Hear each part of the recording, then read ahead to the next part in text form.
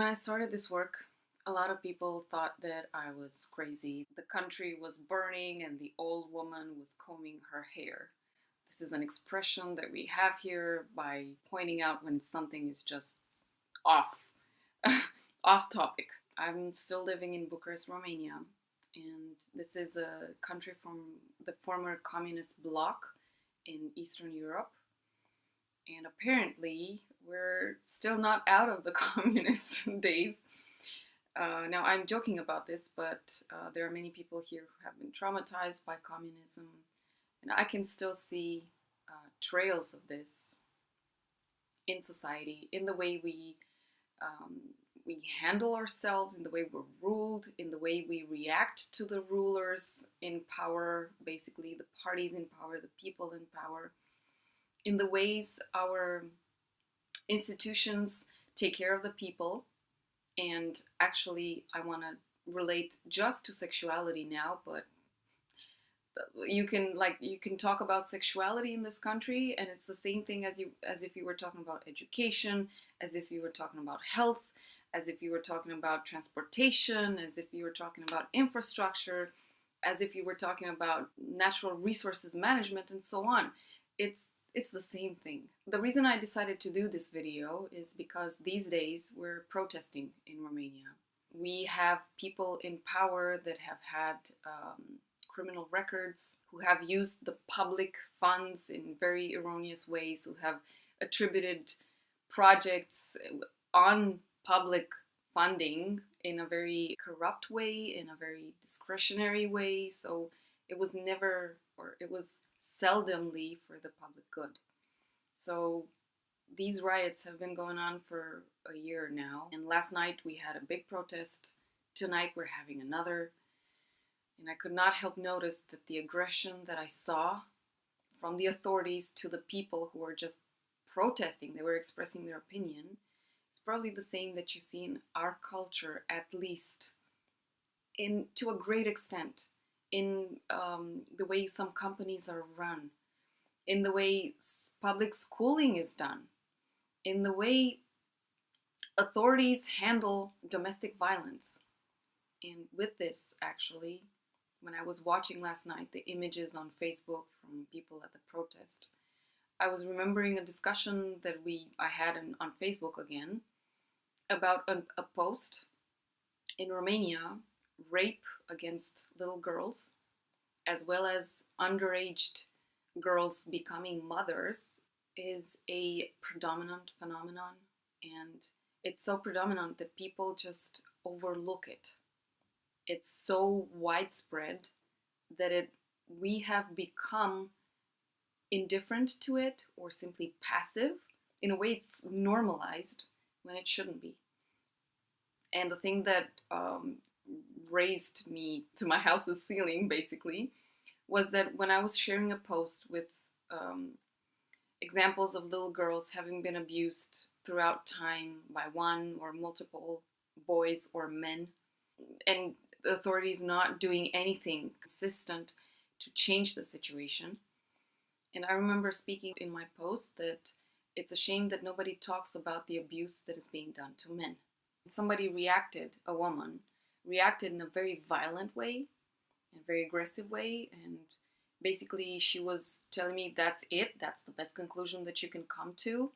And it was a long post, and it had a lot of things written there, and she was ending the comment with the saying, I hope this was just your erroneous expression and that you don't really think that way. I went on and did a video in Romanian, so I posted it on my personal account, where I was explaining the connection that I see from the rapes of little girl being done by men to the rapes that are being done, the rape that is being done to men.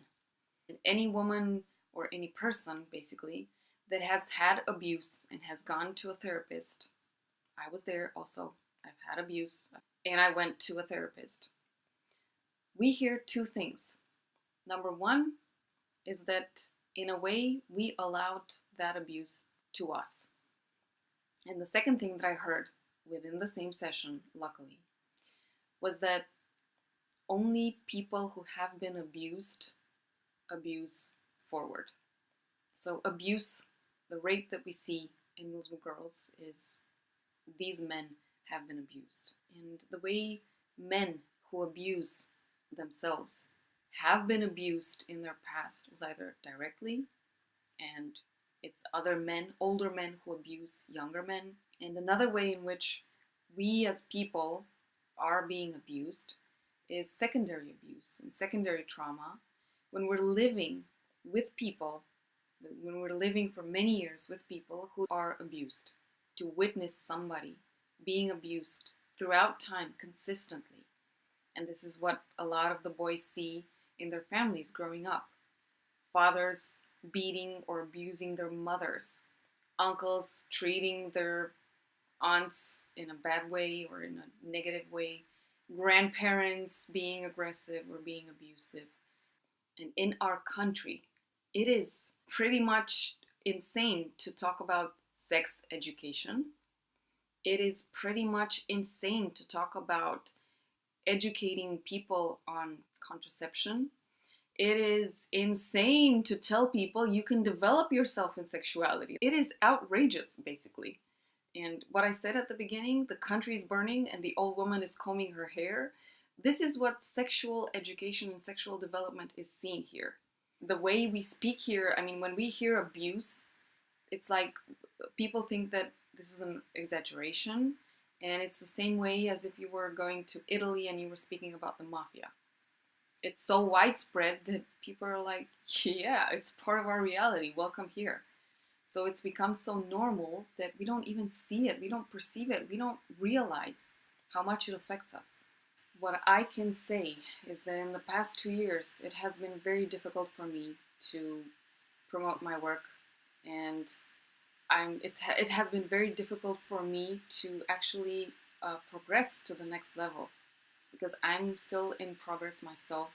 I know the potential that I can reach with not just sexuality, with myself as a human being, as interacting, as bringing my gifts as a person in society to society, and seeing contribution, actual contribution being received, being appreciated, being used, being developed, taken further by the people around me.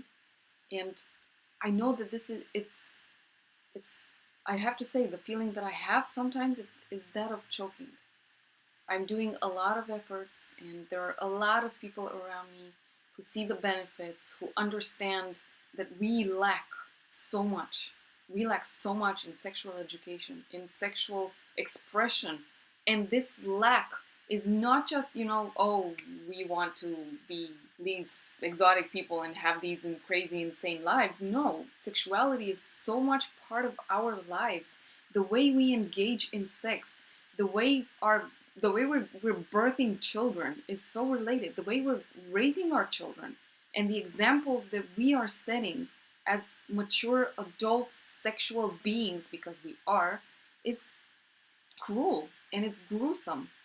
It's ironic, because the places that need this the most are the places that are the most rigid to it, or resist it the most, belittle it the most. This is one example. And the reason I'm sharing this is not to, I don't want to spread the shadow, basically, and spread this negative energy, not at all.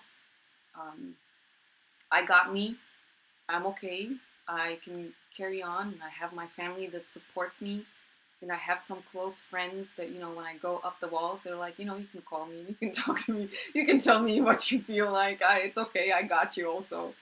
So, I am confident that the situation is going to change. I just so wished it was happening sooner, and I wish, this is one thing that I don't know, for sure. Am I still going to be in this country when the situation changes so much, as in people are really, they're coming and saying, yes, we want to develop, let's do a process, let's do an experiment.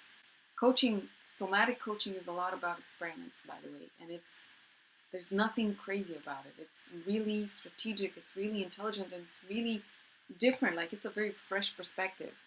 But people right now are so much under stress and under pressure that they just don't they don't have the time to think, you know, is this going to help me? What is it about? What does it mean? So a lot of mixed energy here, but I still wanted to put this out there. This is what it's like to do sex coaching in a country from the former communist bloc. So I hope that you consider yourself lucky wherever you are on the planet and watching this video, and enjoy the environment that you live in. And if you're not living in such a great environment, then you know you're not the only one. There are other people around there doing this work, and we could definitely hold space for one another and send good thoughts to one another.